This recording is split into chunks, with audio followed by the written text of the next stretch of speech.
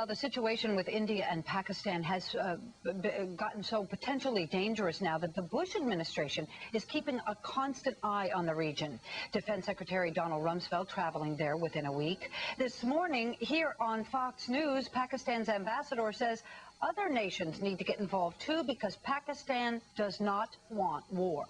War is not in the interests of either party, and we agree entirely with that. And as you know, the country that's been threatening war is India, not us. We have made it very clear we will not be the country to initiate any conflict or any hostilities.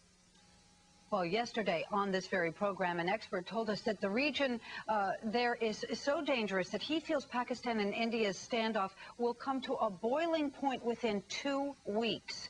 Joining us now to discuss this and more is Imran Anwar. He's an American journalist born in Pakistan who knows the situation there quite well.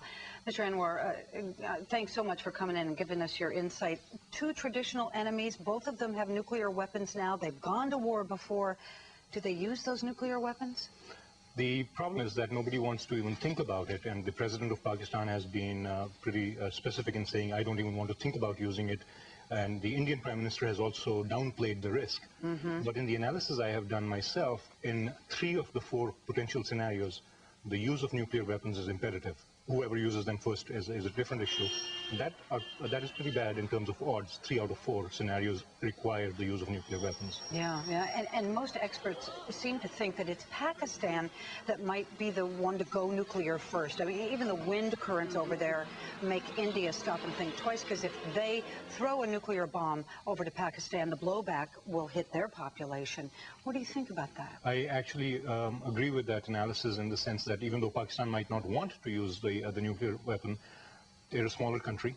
India has almost 10 times the size. Badly outnumbered militarily, Absolutely. too. So if you're likely to lose a conventional war, then you have no choice but to think about using the nuclear option, especially if you do not have so many nuclear weapons. And if there is a preemptive strike that takes out your nuclear forces, you have no choice but to use them before they are wiped out. There have been reports, unconfirmed as far as I know, that the American military has actually gone quietly into Pakistan already and is surrounding those nuclear warheads, sort of providing security for them so terrorists can't get at them. First of all, have you heard anything about that? And might America decide then to just go in and take control of those away from Pakistan? That's a very, I've heard about that option being investigated. That is going to be a very risky option because in many ways people in Pakistan might actually rather detonate the devices themselves rather than have a third party take over those devices. The risk then also is that even if we admit to having these thoughts that we as Americans are going to take control of those devices, gives a lot of incentive to not just Al-Qaeda people, but even religious fervor feeling Muslims in Pakistanis to say, listen, I am going to take one of these 50 weapons as it's moved around for security, and I'll take it either on the open and black market as an entrepreneur, or as somebody who feels very strongly that this should be considered the Islamic bomb. It's never been considered the Islamic bomb, but our trying to take it over will put it into play as one. That is a bad move on our part if we make it. I remember when the Soviet Union fell and all the suitcase bombs, suddenly there weren't as many as they thought and they went out on the black market, we're told. This is where Americans need to realize we need to care about the Pakistani-Indian conflict. Absolutely. I have been on air previously also pointing this out that even if the issue were merely something happening 10,000 miles away, it's a bad situation. 1 billion people in the world who, if they were made to solve their problems, could be clients for lots of American companies, American goods, etc. Instead, the bigger risk is that even if they do not go to war, there is no nuclear confrontation there.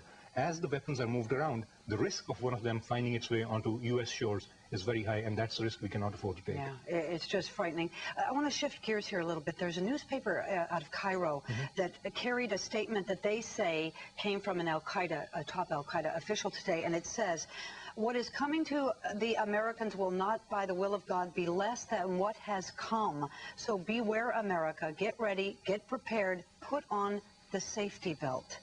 Propaganda, or should our yellow alert status move up a notch? I think our yellow alert status should be moved up a notch anyway, considering what is happening in India and Pakistan and what is happening in the Middle East.